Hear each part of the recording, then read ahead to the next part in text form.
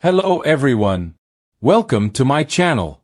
Please subscribe and keep watching more details. Sophia comes up with a truly nasty plan, just as a blackout hits all of Salem. Xander's playing on the bed with Victoria when a delighted Sarah wanders in. Xander's back in their old apartment, and Sarah just let herself in, which her hubby doesn't mind. Victoria then plays on the floor and mommy and daddy chat about couples therapy. Xander hates the idea. They're doing just fine. He can't look in her eyes though, as he says the biggest impediment, her thinking he beat Philip, is gone. Will Sophia stop the adoption? Sophia's lurking in the square when Johnny wanders by. She demands to know where he's going with a crib. He tells her they're adopting, and Sophia snidely notes that he seemed to have changed his mind quickly about being a father. After some half attempts to explain, he awkwardly leaves. Sophia then whips out her laptop and writes a note to Child Services as Tesoro's mother to register her most strenuous objections.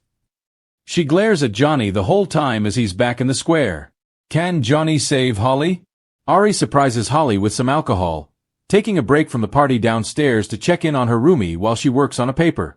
Ari pushes her to finish the paper and join her at the party to help get over dumping Tate. Time to meet some hot college guys. But just as Holly's finishing up, her paper gets wiped. That really doesn't happen that much anymore, what with cloud save, autosave, recovery and a whole bunch of nifty features, but sure. Oh wait, the hard drive crashed.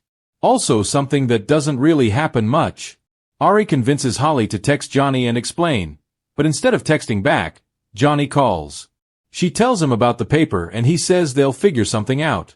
He then realizes that she's been drinking, even though she sounds kind of fine. Johnny tells her to call it a night and sleep it off. Sophia listens to the whole convo, not even remotely pretending not to be standing right behind him. She then continues her note saying Johnny's engaging in an inappropriate relationship with a student. Full villain mode. What's Sophia doing to Holly?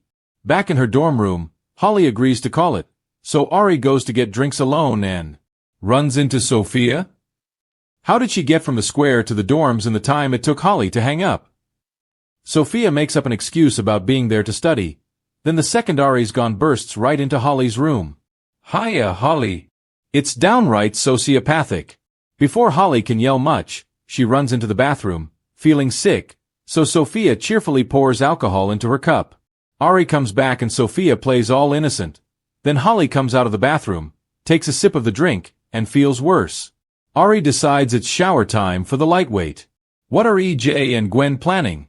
EJ shows Gwen into a room under construction, where she questions the gala idea. You worried somebody's going to stumble upon the true purpose of our free clinic? EJ laughs.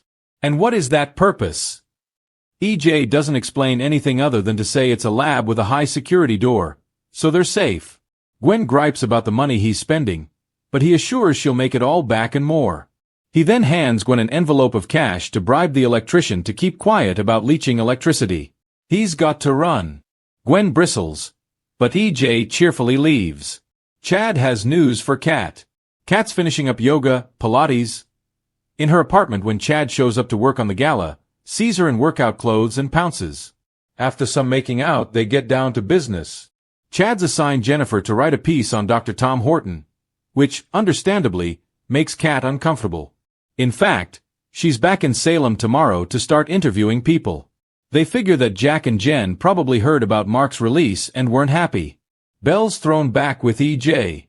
Belle stops in at home with bad news about John's will. He wanted to leave money to the hospital, but the ownership change changes things. Belle doesn't trust EJ to be a steward of Dad's final wishes. So she's going to insist that the family gets continued oversight into the money, even if she has to be stuck with EJ to do it.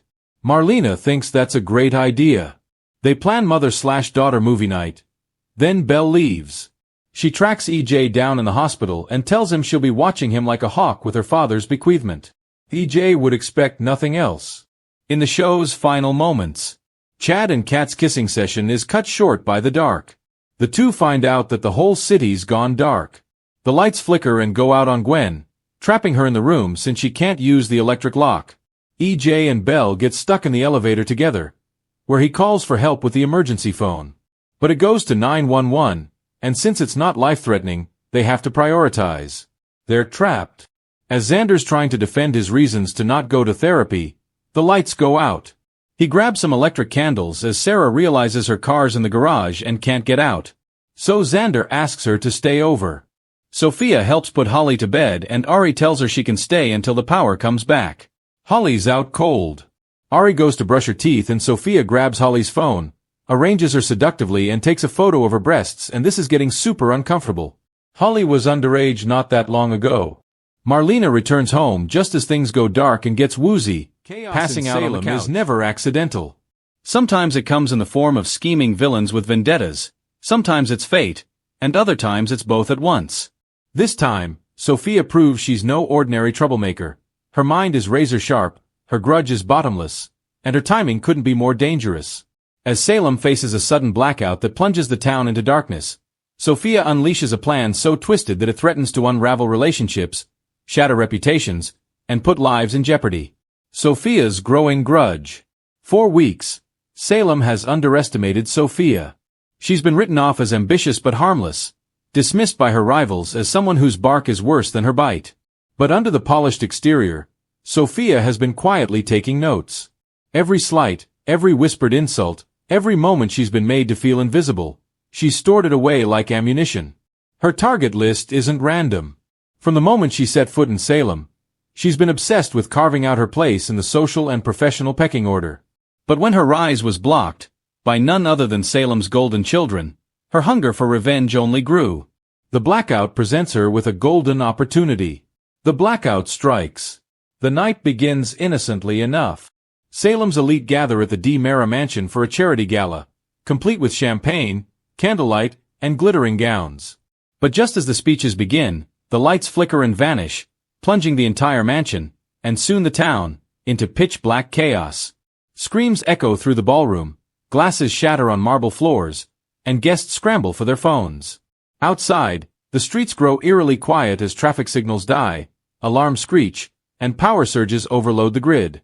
For most, the blackout is an inconvenience. For Sophia, it's a weapon.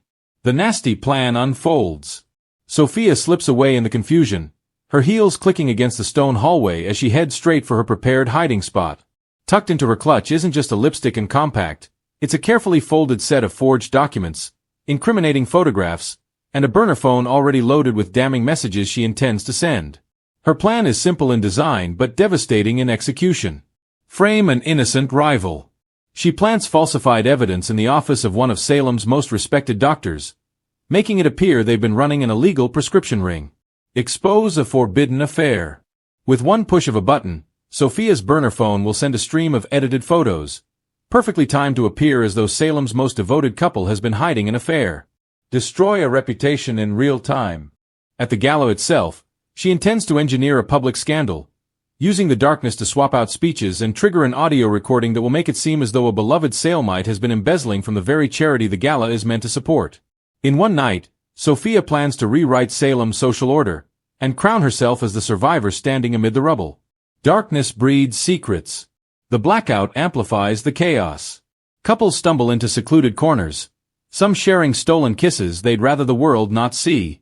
Old rivals clash in whispered arguments, their voices raised just enough to draw attention. And in the dark, mistakes are made. Mistakes Sophia is more than ready to exploit. At one point, a candlelight flickers across Sophia's face as she slips into the study to plant her evidence. Her heart races, but not with fear, with exhilaration. In her mind, this is justice. Everyone who looked down on her is about to pay. But Salem is never so predictable. An unexpected witness. Unbeknownst to Sophia, she isn't alone. Across the room, hidden in the shadows, someone has seen her movements. Whether it's a long-time Salem detective, a rival schemer, or an unlikely ally remains to be seen, but one thing is certain. Sophia's plan, as airtight as it seemed, now has a crack. This witness faces a choice: intervene immediately and risk their own exposure, or wait and see how far Sophia goes before bringing her down. The blackout intensifies. As the minutes stretch into hours, Salem plunges deeper into chaos. The hospital struggles to keep patients alive on backup generators. The police station scrambles to coordinate in the dark. Even the D. Mara mansion begins to feel like a pressure cooker, the guests' anxiety boiling over into panic. Amid this frenzy, Sophia remains calm, her every move calculated. But just as she's about to set her plan fully into motion, the unexpected happens.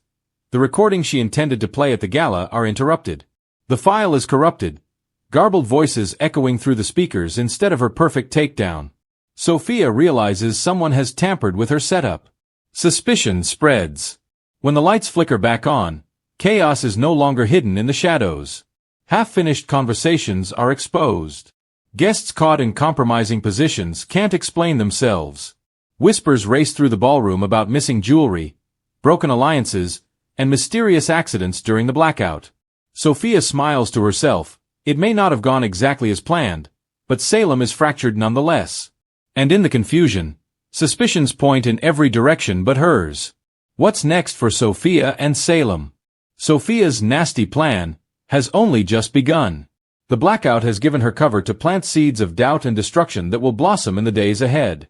Salem's citizens may not yet realize it, but Sophia has declared war, and her enemies are everyone who ever underestimated her. Still, the question remains. Who witnessed her scheming, and will they come forward? Or will they use what they know as leverage, turning Sophia's game against her? One thing is certain. Salem will never forget this night. The blackout may have ended, but the damage it caused, both accidental and orchestrated, will ripple through the town for weeks, maybe months, to come.